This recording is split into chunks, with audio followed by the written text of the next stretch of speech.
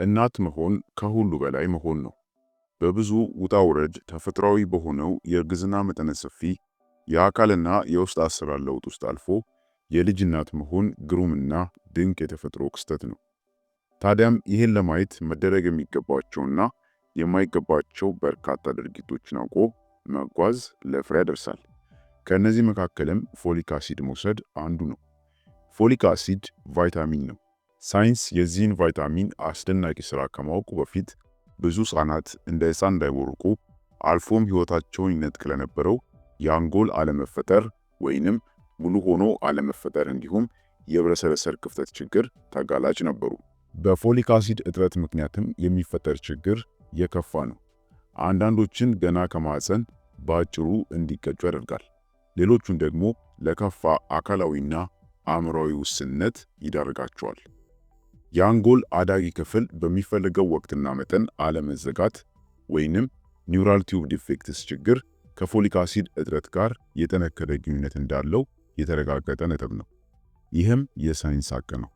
ችግሩ ከህብለሰረሰር እስከ አንጎል፣ ከውጨኛው ቆዳና አጥንት ሽፋን እስከ ውስጠኛው የአንጎል ህዋስ የጠለቀ ችግርን ያስከትላል። የአንጎል አለመፈጠር ወይንም አኔንሴፋሊ፣ የህብለሰረሰር ክፍት መሆን፣ ስፓይና ቢፊዲያ ብሎም የልብ ክፍተት ችግሮች ተጠቃሽ ናቸው። ችግሩን መከላከል ብቻ ነው የሚቻለው። ይህም ማለት ችግሩ ከተፈጠረ በኋላ የሚከሰት የትኛውም ክፍተት በህክምና አጥጋቢ በሆነ መንገድ ማከም አስቸጋሪ ነው። ስለሆነም እናቶች ይህን የመከላከል መንገድ መምረጥ ግድ ይላቸዋል። ታዲያ ፎሊክ አሲድ መቼና እንዴት ይወሰዳል?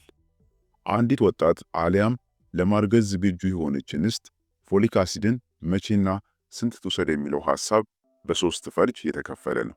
አንደኛው ለችግሩ በከፍተኛ ደረጃ ተጋላጭ የሆኑ ተብለው የተከፈሉ ማለትም ከአሁን ቀደም የዚህ አይነት ችግር አጋጥሟት ከነበረ ወይም ተመሳሳይ ችግር በዘመድ ካጋጠመ 3 ወር ከማርገዟ ቀድማ በመጀመር እስከ 3 ወር የእርግዝና ወቅቷ መውሰድ አለባት። በአጠቃላይ ለ6 ወራት ትወስዳለች ማለት ነው። ይህ ተጋላጭነቷ ካለ ተብሎ የሚታሰብ ከሆነ ነው።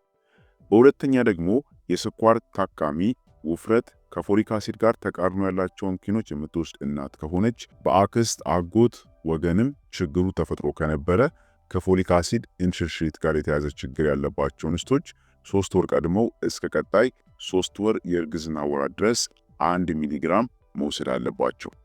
በሶስተኛ ደግሞ እነዚህ አሁን ያልናቸውን አጋላጭ ችግሮች የሌለባት እስከ 0.4 ሚሊግራም ቢያንስ 1 ወር ቀድማ እስከ 3 ወር ባለው የእርግዝና ወቅት መውሰድ ይገባታል ማለት ነው።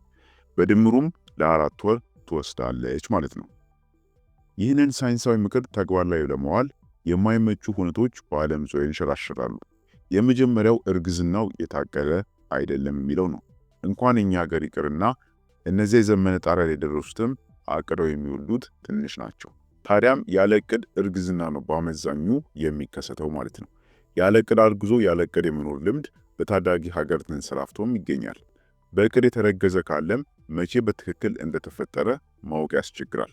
ዋናው ቁም ነገር ሁልጊዜ መውሰድ የተሻለ አማራጭ መሆኑ ነው።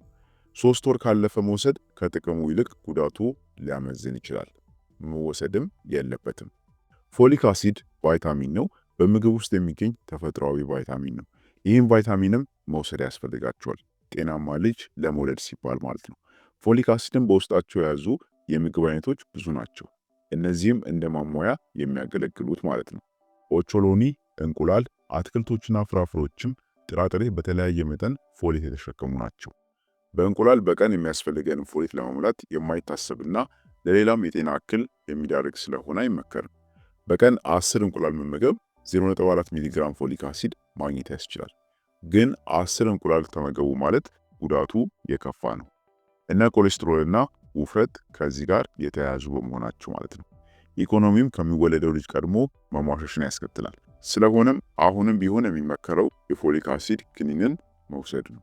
ነገር ግን ቅድም እንዳልነው ፎሊክ አሲድን የማትወስዱ ከሆነ በህፃኑ ላይ የተለያዩ የአፈጣጠር ችግሮች በተለይ ከነርቭ ዘንግ ክፍተት ጋር ተያይዞ የሚፈጠሩ የአፈጣጠር ችግሮች ይኖራሉ። እነዚህ ኮንጀኒታል ዲስኦርደር የምንላቸው ማለት ነው። ታዲያም የፎሊክ አሲድ እጥረት ያለበት ህፃን ችግሩ በቀላሉ የሚታይበት ነው። አንድ ህፃን ሲወለድ ከታች ጀርባው ላይ ወጣ ያለ ነገር መታየት፣ ፈሳሽ መምጣት፣ በጭንቅላት ላይ ክፍት መኖር፣ ያለ ጭንቅላት መፈጠር፣ አንዳንዴም ደግሞ ከታችኛው የጀርባ ክፍል ላይ ጠጉር አሊያም ደግሞ የጠቆረ ነገር ሊታይ ይችላል። ከሁሉ በላይ መከላከል ቀዳሚው ነገር ነው። የአንጎል ህብረሰረሰርና ሌሎች ተባባሪ አካል ክፍሎችም በጽንስ ወቅት ጤናማ ሆኖ እንዲጎለብቱ ሴቶች ፎሊክ አሲድን እንዲወስዱ ይመከራሉ። ስለሆነም ፎሊክ አሲድን በመውሰድ ለልጃችሁ የማይከፈልና ወደር የሌለውን ውለታ ዋሉለት።